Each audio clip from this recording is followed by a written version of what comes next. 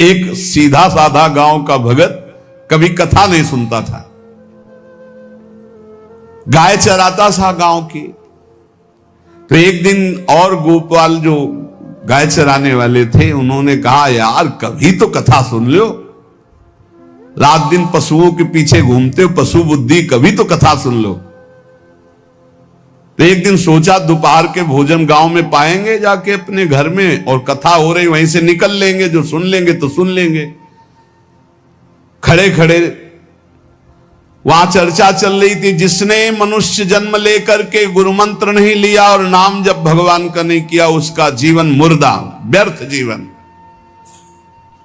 चला गया सुन के, और बार बार वही दिमाग में कि पंडित जी कह रहे थे गुरु मंत्र नहीं लिया और नाम जप नहीं किया तो मुर्दा जीवन। जिन हरि भगत हृदय नहीं आनी, जीवित सौ समानते प्राणी। दूसरे दिन फिर गया, कहा पंडित जी आपने कल कथा में कहा था गुरु मंत्र ले लेना चाहिए, नहीं तो जीवन मुर्दा हो जाता है, बेकार जीवन रहता है। तो देव गुरु मंत्र आप है, और तो हम किसी को जानते नहीं। देखा फटा पुराना कपड़ा, डंडा लिए एक चरवाहा। उनका ऐसे थोड़ी कि तुरंत गुरु मंत्र दे दिया जाता है, आखिरी दिन कथा के मिलना फिर दे देंगे, टाल दिया। अब वो आखिरी दिन कथा के तो दिन चढ़ावा चढ़ रहा था, तो पंडित जी ने कहा जब चलें तब ले लेना गुरु मंत्र, टाल दिया। अब वो जब आखिरी दिन के बाद, वो तो उस समय घोड़े पे बैठ सब सामान लाद के पंडित जी चलते थे, वो तो सब सामान लाद के चलने लगे। हो तो पीछे पंडित जी आप जो कह रहे थे कि गुरु मंत्र देंगे, आप गुरु मंत्र दे दीजिए। पंडित जी रबड़ी पवाई गई थी, घोड़े से उतरे, घोड़ा एक भगत के यहां खड़ा किया और लोटा लिया और भागे, क्योंकि सोच लगी थी। अब वो भगत किसान आदमी, गांव का गंवार आदमी पीछे लगे, पंडित जी अरे गुरु मंत्र दे दो, कितने दिन से टहला रहे हो आप। अरे उनका मतलब सोच का पैसा, तू गुरु मंत्र की बात कर। अब वो पीछे लगा कि अब हम नहीं जाने वाले, आपने सब सामान लाद ली थी, भगवान की कृपा कहो कि आपको सोच लगी आई, नहीं तो आप हमको तो गुरु मंत्र ही नहीं देते, हम आपको नाम पर विश्वास की बात। पंडित जी तो दात गपोचन, जय गुरुदेव की जय गुरु। वो दबकाए है दात गपोचन, मतलब एकदम मूर्ख आदमी, तो सोच तो। वो प्रणाम कर लिया, जय गुरुदेव, धत गपोचन धत गपोचन। जपना न राधा न कृष्ण न राम न हरि। घर आया, बोले आज से गाय चराना बंद। बोले क्यों? बोले गुरु मंत्र मिल गया, अब हम भजन करेंगे, हमारा जीवन मुर्दा नहीं रहेगा, अब जीवन सार्थक रहेगा। और मेहनत करने वाला आदमी, गाय चराने वाला आदमी, अब शुरू हो गया बैठ के धत गपोचन धत गपोचन। अब इसमें न कोई भगवान नाम है, न कोई मंत्र है, न प्रणव है, न नमो नमः, कुछ नहीं। गांव के लोग, घर के लोग बोले कि यार 50 गाय चराता था, पता नहीं कौन सा हम लोगों का पाप उदय हुआ कि कह दिया कि कथा सुन लेना। अब वो गाय चराना भी छोड़ दिया, अब गपोचन शुरू हो गया। अब उसकी ऐसी लगन लगी, सहज सरल भोले जो होते हैं ना, हरिवंश महाप्रभु कह रहे हैं, मुनि मन ध्यान धरत नहीं पावत, करत विनोद संग बालक भट, दास अनन्य भजन रस कारण, जैसे हित हरिवंश प्रगट लीलान। लालजू महाराज बड़े बड़े मुनियों के ध्यान में नहीं आने वाले, बड़े विनोदी। रुक्मिणी जी से कहा तैयार हो, भगत के दर्शन करने चलना है। रुक्मिणी जी ने कहा बहुत दिनों बाद आज आपको किसी भक्त की याद आई, प्रभु जरूर कोई महाभागवत होगा, हम चलते हैं। बोले बहुत विचित्र महाभागवत। चले, साधारण वेश में चलना है। जब गांव में गए, उस भगवान तो सर्वज्ञ ही है, उसके घर के दरवाजे में बैठ गए और रुक्मिणी जी से कहा कि पहले तुम मिल के आओ भगत के, फिर हम मिलेंगे। रुक्मिणी जी ने कहा हाँ ये उत्तम बात है, पहले हम उनको दर्शन दे के और दर्शन करके आती है। तो आंख मूंदे ऐसे, न खाना न पीना, धत गपोचन। रुक्मिणी जी ने कहा ये कौन सा नाम भगवान का, न विष्णु शास्त्र नाम में है न गोपाल शास्त्र नाम में है, और कहीं हमने पढ़ा नहीं, ये कौन सा भजन कर रहा है। कहे किसका भजन कर रहे हो, चुप रहा। फिर किसका भजन कर, 2-3 बार तो गुस्सा के आंख खोला, देखा कोई स्त्री, तो बोले तुम्हारे खसम का भजन कर रहे हैं, और किसका कर रहे हैं। वो रुक्मिणी जी आ गई, बोले बहुत जानकार भगत है प्रभु द्वारिकाधीश से कहा बहुत जानकार भगत है। बोले क्यों, बोले हमने कहा कि किसका भजन कर रहे हो, देखो हम इतना छुप के गई थी, लेकिन वो पहचान गए, वो कह रहे तुम्हारे खसम का भजन कर रहे थे। अब भगवान ने कहा हाँ तभी तो हम आए भगत जोड़कर। बोले प्रभु आप दर्शन बाद में करना, जाके पहले हमारा प्रश्न बता दो, प्रश्न का उत्तर दे दो कि आपके विष्णु शास्त्र नाम, गोपाल शास्त्र नाम, बहुत से नाम हैं, ये नाम तो हमने कभी नहीं सुना। भगवान ने कहा ये नाम हमको तो बहुत प्यारा है। बोले आपको कब, मतलब ये कब कैसे नाम रखा गया। बोले बहुत प्यारा है, हमारा ब्रज का रखा हुआ नाम है, ब्रज में मैया ने रखा था। कैसे रखा था। बोले एक दिन मैं माखन चोरी कर रहा था, सखा के कांधे पर खड़ा हुआ, ऊपर माट में हाथ डालकर मक्खन पूरा ऐसे खाता जाता, सखा को पवाता जाता।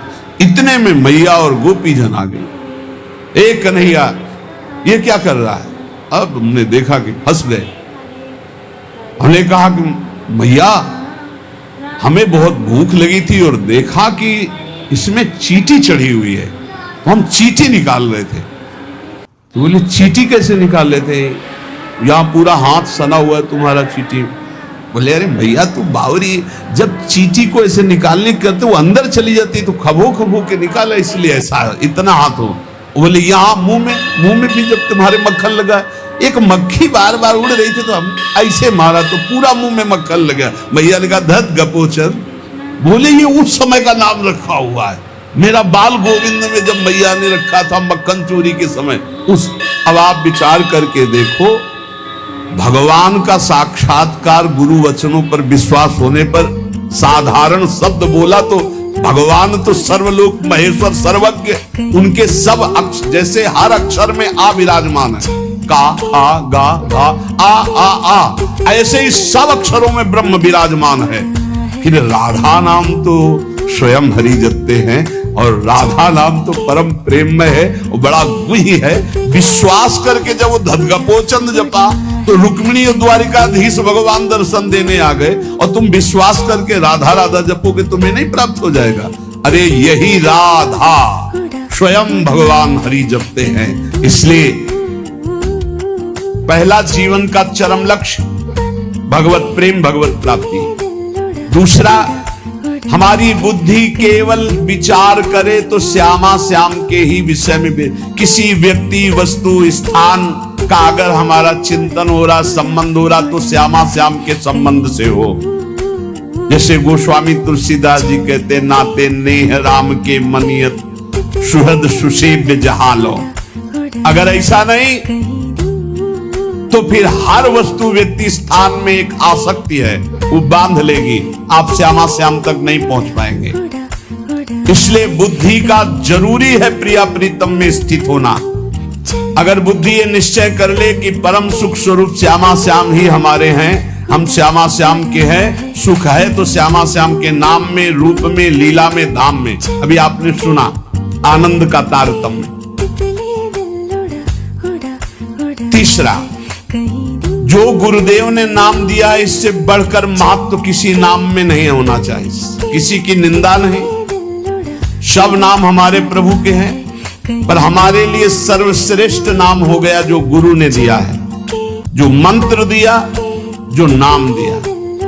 एक एकांतिक में आए और बोले हम कुछ 2-4-6 महीने से हम आपके शिष्य हैं, मंत्र ले लिया है। स्वप्न में एक महात्मा आए और उन्होंने हमको और मंत्र दिया है। तो अब तो हम समस्या में फंस गए कि आपका दिया गुरु मंत्र जपें या स्वप्न में कोई और महात्मा आए थे उनका दिया जपें, क्या करना चाहिए। हमने कहा तस्मात् शास्त्रम प्रमाणम।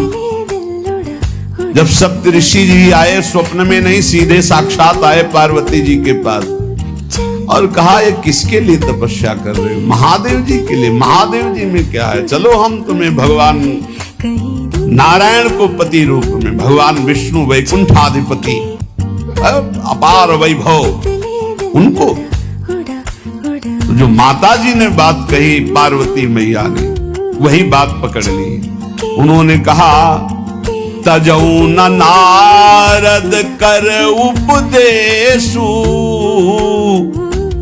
आप कहें सत बार महेशु। सप्तऋषियों, अपने गुरुदेव नारद जी के उपदेश का मैं कभी त्याग नहीं कर सकती, चाहे स्वयं इष्ट देव भगवान शंकर आकर सैकड़ों बार कहे तो भी। तजऊ न नारद कर उपदेशु, आप कहें सत बार महेशु। कोटि जन्म लगी रगर हमारी, बरों संभुनता रहो कुंवारी। करोड़ जन्म लूंगी, हर बार अपने गुरुदेव के दिए हुए मंत्र का अनुष्ठान करूंगी और देवाधिदेव महादेव को पति रूप में वरण करूंगी, अन्यथा कुंवारी रहूंगी। बहुत सी कन्याएं और बहुत से वर हैं, आपको ब्याह कराने का शौक है तो आप जाइए, लेकिन मैं पर्वत से प्रकट हुई हूं, हिमालय से मैं अडिग हूं अपने गुरुदेव के वचन में।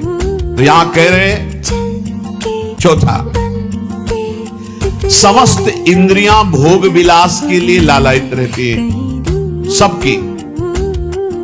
अब इनको भोग देना भी है, बिना भोग के, बिना विषय के जीवित नहीं रह सकते। शरीर चलाना है, सेवा धर्म पूर्ति करनी है, पानी पीना भी विषय है, अन्न पाना भी विषय है, देखना भी विषय है, सुनना भी विषय है, सब विषय के अंतर्गत आता है। तो यहां अपनी इंद्रियों से जो विषय ग्रहण करना है वो भागवती करना है। जैसे हमें पानी पीना है तो प्रभु को अर्पित करके राधा वल्लभ लाल की जय, और फिर भावना करो हृदय में प्रभु विराजमान है, जलपान।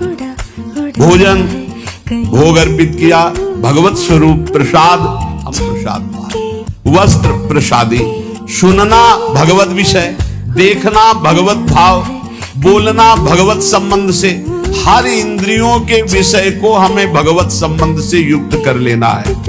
यदि भगवत प्राप्ति करनी है, भगवत प्रेम प्राप्त करना है, तो पहला चरम लक्ष्य मुझे इसी जन्म में भगवत प्राप्ति करनी, भगवत प्रेम प्राप्त करना है। दूसरा बुद्धि का पूर्ण समर्पण अपने आराध्य देव श्यामा श्याम में। तीसरा गुरु प्रदत्त नाम रूप लीला गुण सेवा उपासना सांगोपांग गुरु प्रदत्त। चौथा समस्त इंद्रियां भगवत संबंध से युक्त।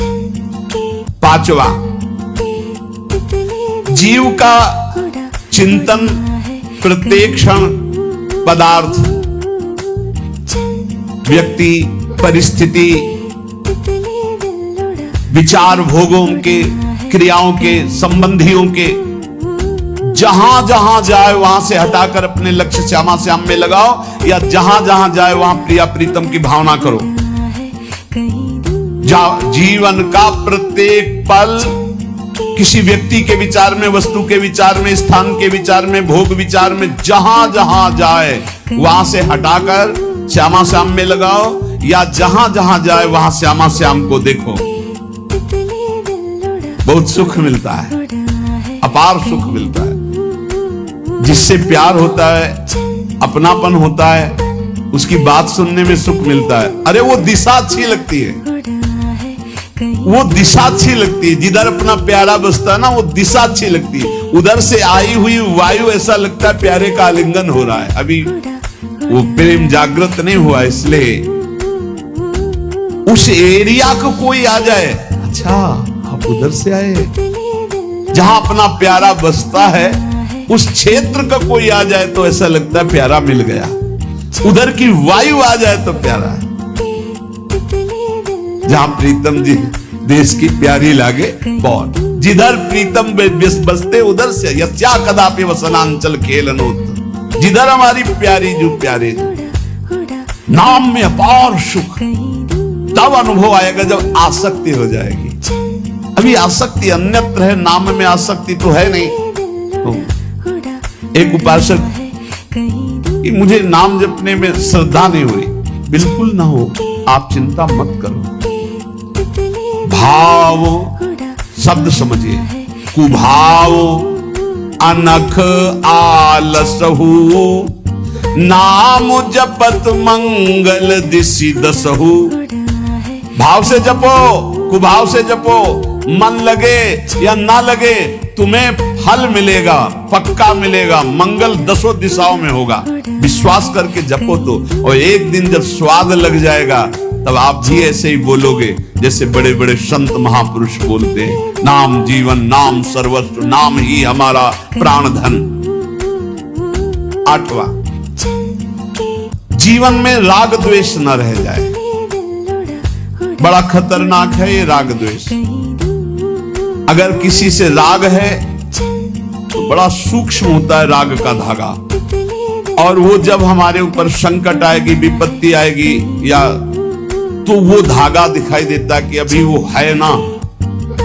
द्रौपदी जी को पहले श्री कृष्ण याद नहीं आए, 5 महारथी पति है अतिरथी, वो याद आए, फिर भीष्मादि याद आए, फिर अपनी भुजाओं का बल, फिर दांतों का बल, और जब निर्बल तब महाबल। सुनेरी मैंने निर्बल के बल राम, महाबल प्रभु श्री कृष्ण का तब जागृत हुआ। ये राग बहुत खतरनाक है, किसी से राग ना करें। यही राग जब प्रियालाल के चरणों में अर्पित हो जाता है तो अनुराग कहलाता है। जब शरीर भोग, शरीर संबंधी, यही बहुत फंसा वाला जन्म मरण चक्र का मूल यही राग है। और जब इसमें बाधा पड़ती तो द्वेष हो जाता है। द्वेष बहुत खतरनाक है। भजन कर रहे हैं, कई वर्ष पहले किसी ने कुछ कहा, याद आ गया और जलने लगा हृदय। उसकी पूरी सामने झांकी है, भजन कर रहे प्रभु का, और झांकी है उस द्वेष जिससे हुआ है, और हृदय जलने लगा। या कभी वो सामने पड़ गया तो देखकर जल। द्वेष ना होने पावे, अजात शत्रु ते सदा। भक्त अजात शत्रु होता, एक भी पूरा सृष्टि में शत्रु ना होने पावे। 9वां, प्रत्येक परिस्थिति में अपने आराध्य देव के द्वारा दिया गया मंगल विधान है ऐसा मानना। एक बार हमने सुना था, उस समय किडनी का रोग प्रकाशित नहीं हुआ था, कि असाध्य रोग भगवान की विशेष कृपा से प्राप्त होता है। तो साधन पर उस समय जोर था, तो डर लगा कि असाध्य रोग कृपा कैसे हो सकती है, ना साधन में बैठ सकते हैं, पीड़ा रहती होगी तो भजन भी नहीं हो सकता, तो ये कृपा कैसे हो सकती है असाध्य रोग। लेकिन सच्ची आपसे कहते हैं, साधना हो रही थी भगवत मार्ग में जैसा कुछ, लेकिन शरणागति में कमी थी, क्योंकि साधन पक्ष में विश्वास बहुत जोर का था। शास्त्र प्रमाणित साधन के बल से भगवत प्राप्ति पर विश्वास हमें था। कृपा शब्द का हमारा कोई परिचय नहीं था, कृपा शब्द से हमारा कोई परिचय नहीं था। पक्का समझ लीजिए, क्या कृपा शब्द, ये तो शब्द ही नहीं था, बस साधन शब्द से परिचय था। अपनी इंद्रियों को बस में करो, मन का निग्रह करो, और भगवान का निरंतर भजन करके परम पद प्राप्त करो। हर समय अपने साधन में लगे रहो। जब किडनी फेल हुई, साधन शब्द हटा, अब हाहाकार मच गया अहंकार में। अब क्या, फिर जो अहंकार शरणागत हुआ, फिर बात बन गई जो करोड़ों जन्मों की साधना से नहीं बनती, वो इस असाध्य रोग ने काम बना दिया। कह रहे हैं कि प्रत्येक परिस्थिति में पूर्ण कृपा, पूर्ण मंगल विधान देखना, ये 9वां सूत्र है। जैसी भी परिस्थिति आवे, चाहे जितना विकराल रूप लेकर के आ जाए परिस्थिति, कृपा ही कृपा, कृपा ही कृपा, सच्ची मानना, परिणाम में देखना बड़ा मंगल और बड़ी कृपा होगी। 10वां, प्रेम प्राप्ति के मार्ग के पथिक का जीवन बड़ा विनयमय, बड़ा विनम्र, बड़ा संयमी, सदाचार पूर्ण, त्यागमय और शांत सुख स्वरूप। प्रेमी महात्मा का ये स्वरूप, बड़ा विनम्र जीवन, बड़ा विनयमय जीवन, बड़ा संयमित जीवन, सदाचार पूर्ण और त्याग रूप, त्याग की चेष्टा नहीं, वो त्याग रूप ही है। प्रभु के सिवा उसे कुछ अच्छा नहीं लगता। कुटुंब देहते जाए छूट सब ही विधि ना तो। और अद्भुत शांति, अद्भुत शांति, कोई भी द्वंद आ जाए उसे अशांत नहीं कर सकता।